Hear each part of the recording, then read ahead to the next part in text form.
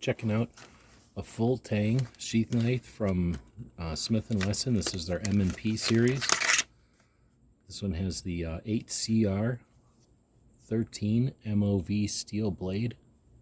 As you can see, like it says, it's full tang. One of the reasons I like this one is it's got a great look. Partially serrated blade there. It's not real thick.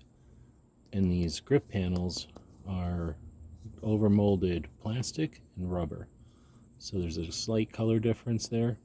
The center portion's of plastic and ABS, and then these are overmolded rubber. Really interesting. There is a sheath on the back, Kydex, very well made. Lots of attachment points. There's a clip as well. Great looking in the sheath. Looks like it's going to be able to get a lot of work done. Been a big fan of Smith & Wesson knives, and this one, the M 2.0, is no different. Really like this one. Hope it helps.